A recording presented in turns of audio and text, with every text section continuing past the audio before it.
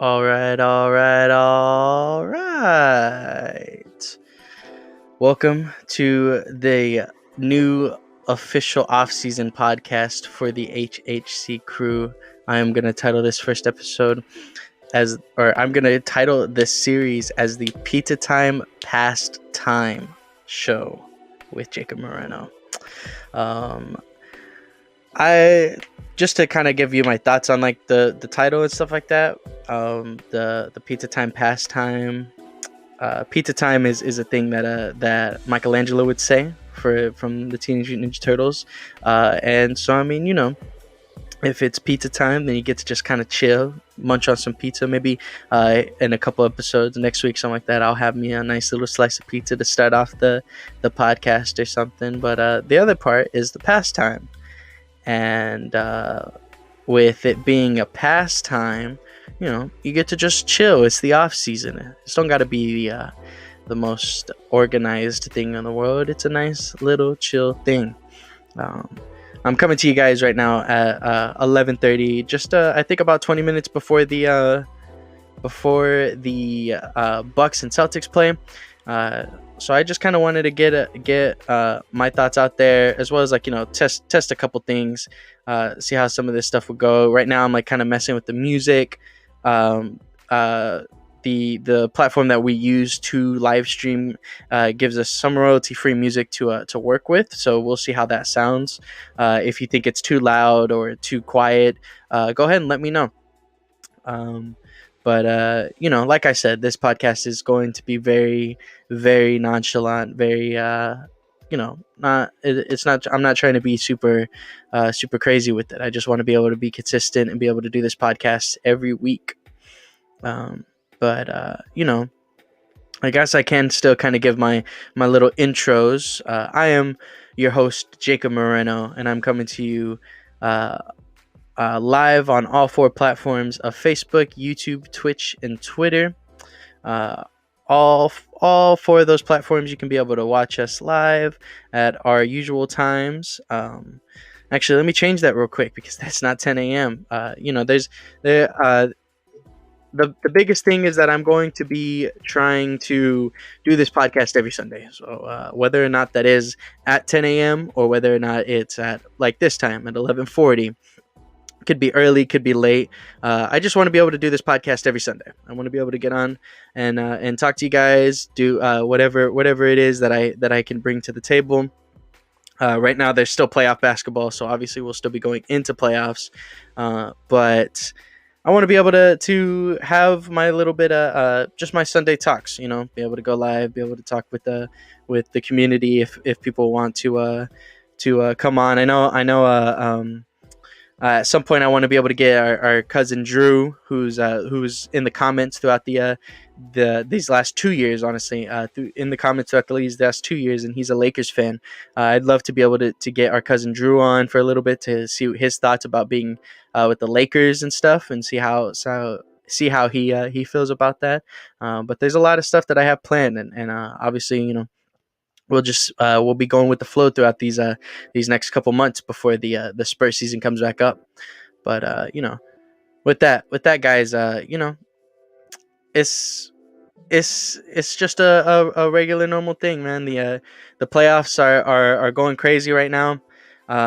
The most exciting series for me was the Bucks, or not the Bucks, the Celtics Nets. The most exciting series for me next will be the Bucks Celtics, but so far in the first round, the Nets and Celtics, man, that series was crazy. I loved seeing how like it was a whole sweep, but there was 4 close games, man. There was really no stopping Jason Tatum, and honestly, their defense, man, that Celtics defense is crazy. But there's a lot to be said with that Celtics team, man. It definitely doesn't feel like they're pretenders at all. It doesn't feel like they're that people should be trying to underestimate them. The Celtics team is going to be exciting. It's going to be exciting, and the Bucks Celtics are going to be playing here in about like 20 minutes or so. So I plan to be able to get through these playoff talks right before then. That way, we can get off and enjoy a nice game. A little frustrating to see that such a prime time type of game is going to be on at 12 o'clock in the afternoon, because why would the NBA schedule it like that? And then also to see 5 days in between games 2 and 3. There's a lot to be a lot to be desired with what the NBA is trying to do right now, man.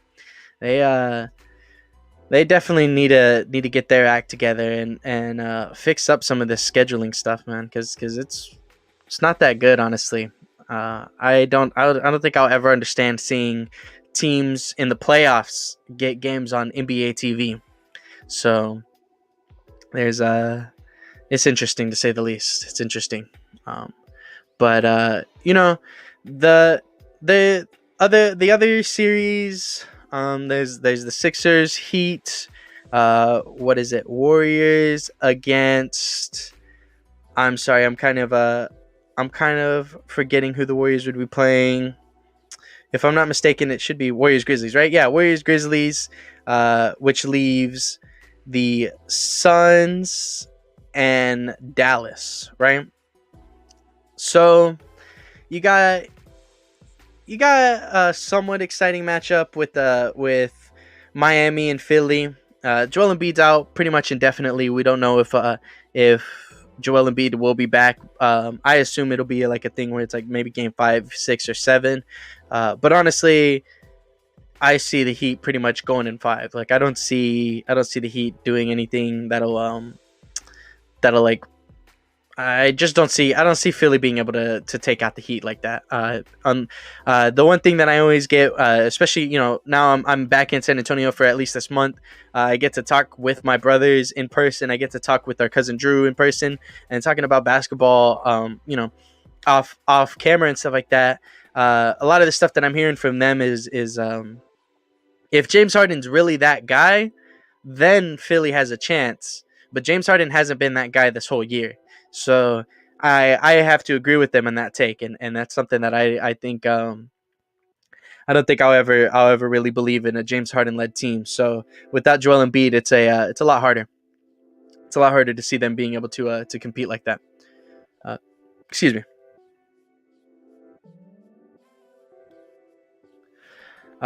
So there's just there's nothing really exciting in terms of that Heat matchup, because I think so far we're getting a lot of 2020 Jimmy. We're getting, I guess that's the exciting part for me. I guess is Jimmy's kind of coming back into his own again and doing his stuff like before. So it's exciting to see Jimmy play at the level that he was in that bubble. In the last couple of years have been a little bit of a downer for him. He just hasn't been able to show people that he's like still got it and all that kind of stuff. So to see him make this bounce back, it's very exciting to see. But either way, like the series as a whole isn't going to be super exciting because I just don't see James Harden being able to like compete like that.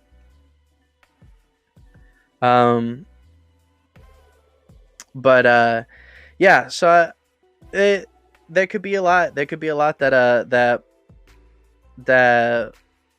could happen with the other series. At least I'm excited to see what the Grizzlies and the Warriors can do, because I mean he kind of got locked up. He needs to have like a bounce back series in a sense. He needs to show that he is a good superstar caliber player, and like he's not just super reliant on his athleticism. But that's definitely the thing that's with Ja right now. He's a player who doesn't he relies too much on his athleticism right now, and there'll be those times where you're seeing crazy feats where this guy's flying in the air for 8 seconds and then will make some crazy pass.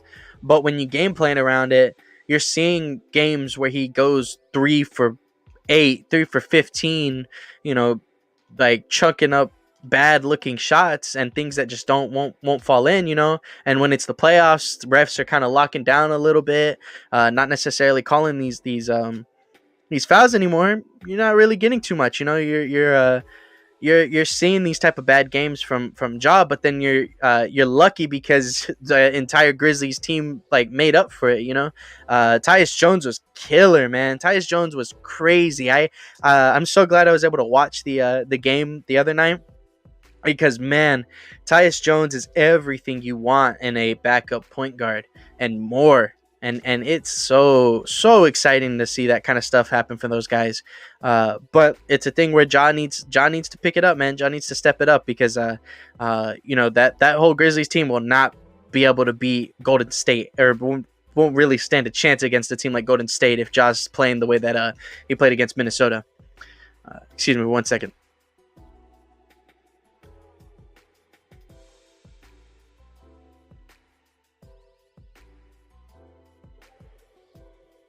Yeah. Whenever I'm doing the solo podcast, I'm gonna have to take these little sip breaks. Talking for 11 minutes straight might be a little tiresome on the vocal cords. But yeah. I mean, other than those, you got Phoenix, Dallas, which can be exciting, but I don't really see that going anywhere. I don't know. Maybe Luka and Jalen Brunson will put up a good fight, but I'm just not a big. I don't know. I wish Utah would have been able to put up a better fight, but at the same time, like, I mean, it's just a thing where both of those teams aren't exactly the most like outstanding teams to me. So to go against a team like Phoenix, it doesn't seem like they're going to be is going to be a lot to be had there. One thing that I just see right here is that obviously we know Joel Embiid's out, but Kyle Lowry is also going to be out for Game 1. And honestly, again, I definitely don't think I will. I don't think there's going to be too much to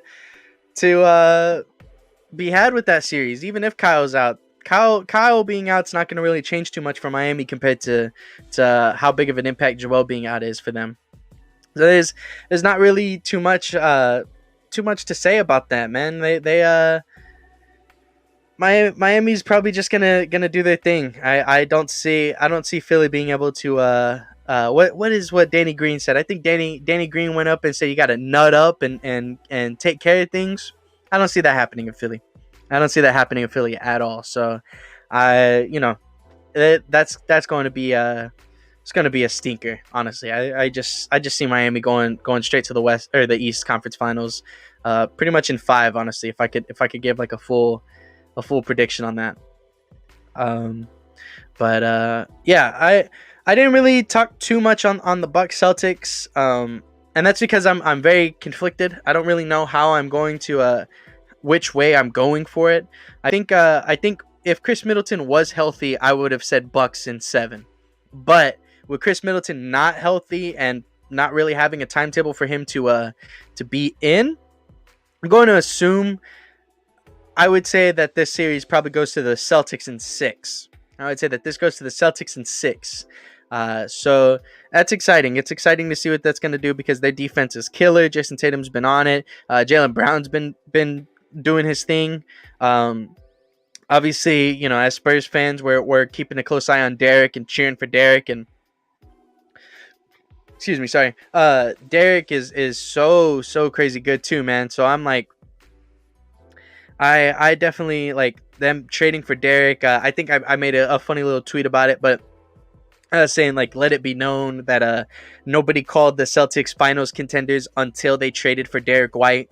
So that's the kind of impact player he is, man. Obviously, he's just one piece of the puzzle. There's a lot of things that had to go in place for the Celtics to start competing the way that they are. But to see a guy like Derek be one of like those adding, like, one of those glue pieces that they needed to finally make it work and be contending the way that they are, I'm just so happy to see it happen for him, man. And he is flourishing, man. He is going crazy in the type of role that they have him in, man.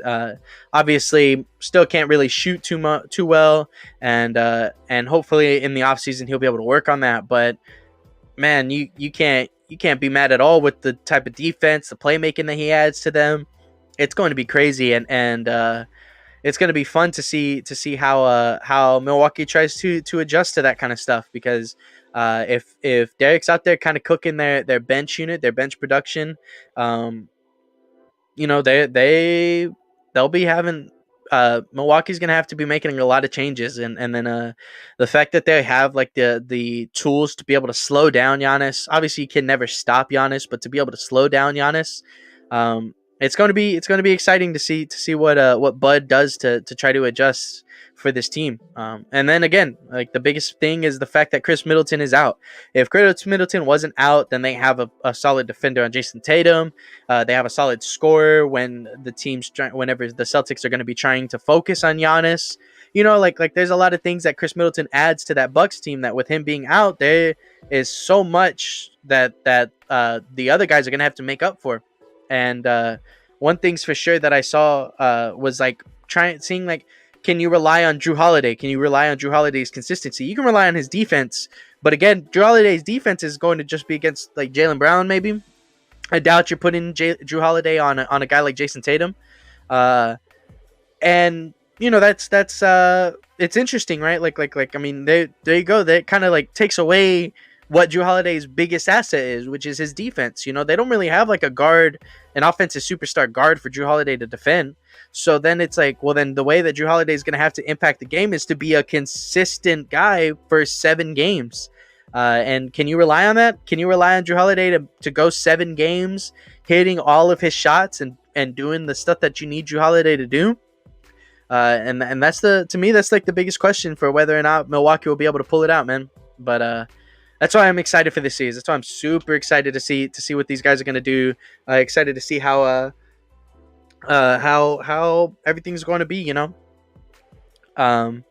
But yeah, man, like playoffs are here. Playoffs are here, man. The second round is going to be super super duper exciting, and even just getting on for this little like what 17 minutes right now to just kind of talk a little bit of basketball and kind of do my thing. I'm excited to see what I do for this little off-season podcast, because yeah, like there's a lot to be talking about, man, and who knows, obviously once the playoffs are over, we'll be switching to a different direction. One thing that I want to start to do, I'll kind of do like a small bit right now before I get ready to head off and prepare for this next playoff game, but is I want to start talking music. Music's another hobby of mine that I really love.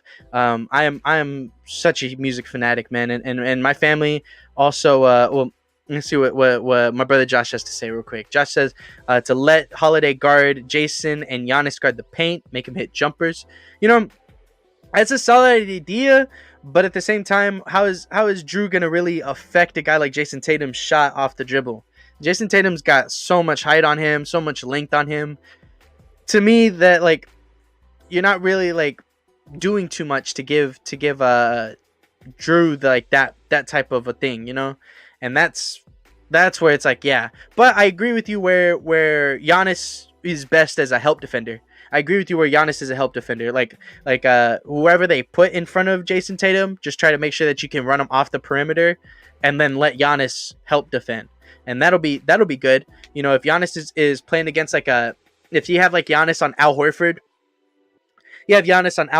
and then he just is able to kind of run from the 3-point line to the paint to go help defend. Like I think that's a good idea, to where hopefully that'll contain Jason Tatum a little bit. But again, that's like, it's honestly, you needed a guy like Chris Middleton out there to where that's how you do it. You let Chris Middleton guard Jason Tatum, and then let Giannis still be the help defender.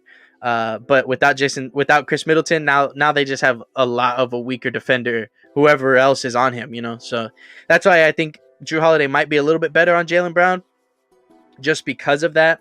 But who knows? Maybe they do go with the Jrue Holiday on Jason Tatum, and maybe it's like a LeBron thing. Maybe LeBron gets or maybe Jason Tatum gets locked up like how LeBron did against JJ Barea. So we'll see. I'm excited though. And yeah, I mean, this is true. Smart just won his depoy by making all that kind of stuff happen. Which is one thing too, where like I guess in like a side tangent, Drew Holiday is gonna have to be playing against a guy like Marcus Smart and Derek White for 48 minutes. That's tough. That's real tough, man. And when you're trying to when you need to ask this guy to be more consistent than ever, and he has to go against the Depoy and one of the like best perimeter defenders in the league, you're like that's a tall task, man. So we'll see what's up with Drew, man. We'll see what's up. We'll see. I think if anything, if the Bucks win, it's because their X factor was Drew Holiday, and he came in and kicked butt from Milwaukee, but like I was saying, the other thing that I want to do with this podcast is talk music, talk a little bit about this kind of stuff, because basketball is a hobby and passion for me. It's a thing that I want to make my job. Music a little less. It's a thing. It's a hobby, and I love it. And I want to be able to talk and listen to music. I'd love to, like, if that's what I could do every day, then that's exactly what I would do. But I could have like the two passions, right? And so I just want to take basketball as my career going forward. With music though, I have this off season, man. I have this off season. I can listen to as much music as I want, as much new music as I want, as much old music as I want. There's so much stuff that I can listen to that I'm like super excited for within like the coming months and everything.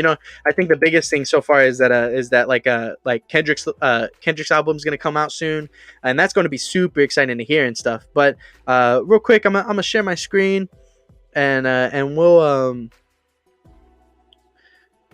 give me 1 second while I get this stuff set up, right? So yeah. Like I was saying though, I want to be able to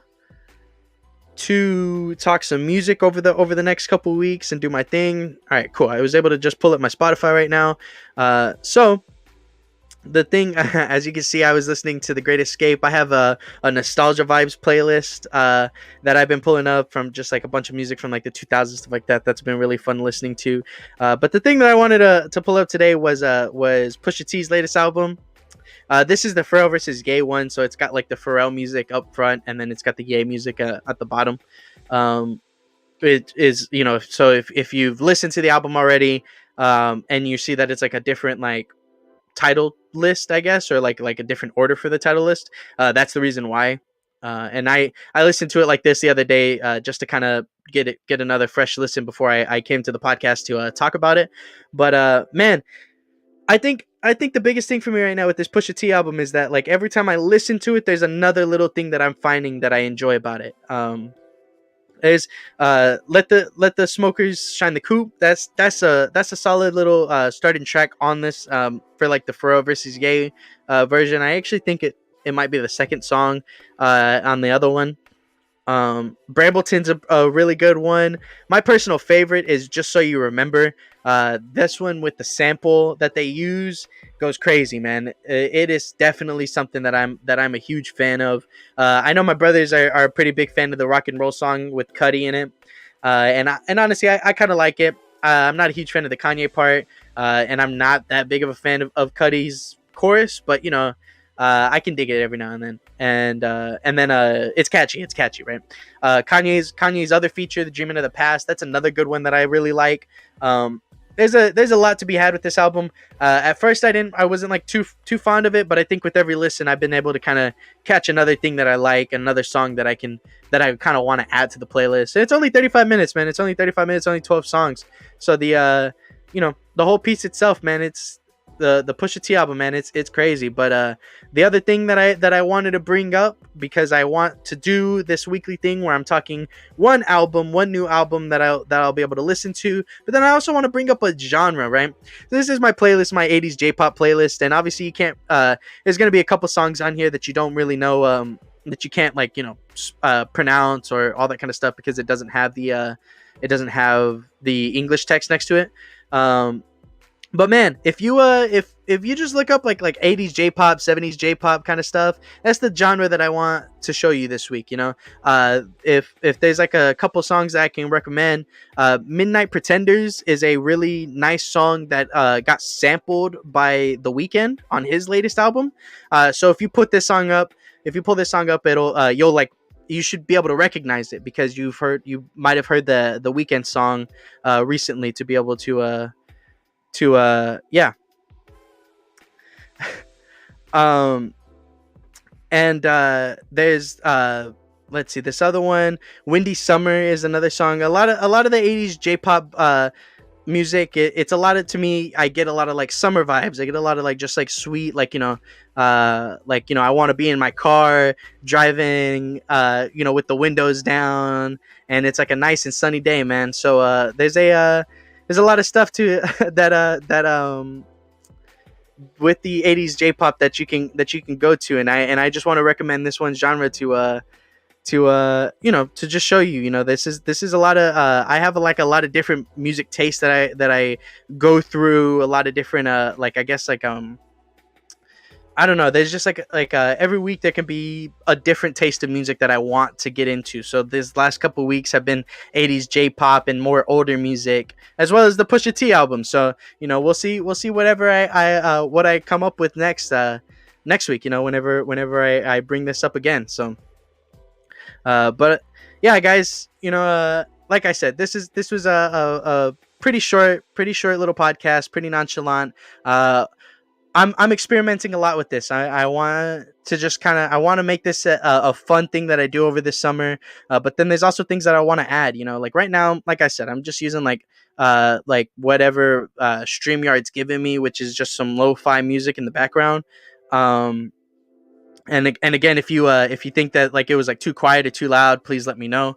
But right now I'm just using some little like monetary free music. But next week I want to try to bring some actual music. I want to there's I've been talking to Chris about it a lot. There's this video game that I used to play called Dragon Ball Z Budokai, and a lot of the games soundtrack music got pretty much copyrighted because the composer used a lot of music from popular American songs.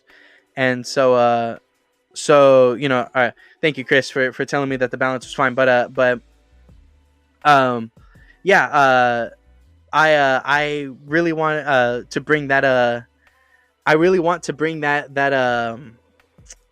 type of music in here, because it's just like video game music. It's just fun kind of stuff. And I mean, there's a lot of things that I want to bring to this podcast, and start to see what I can add, so that definitely once we get the Heroes in a Half Court stuff going again, then it'll be a lot better. It'll sound good. The production will be more concise. There's a lot of things that I could do over these next 3 months to learn about how it comes to this type of streaming, and I want to continue to do this journey. So stick with me, guys. Stick with me, and I'm sure we'll have a fun 3 months. But with that being said, guys, I hope y'all have a wonderful and blessed Sunday. I hope you enjoy some nice playoff basketball that's going to start here soon. And I hope you go to Spotify, Apple Music, anything that you go to, and maybe listen to a couple of the songs that I recommended with the playlist and with that Pusha T album. So, with that being said, guys, I hope everything's good, and we are out.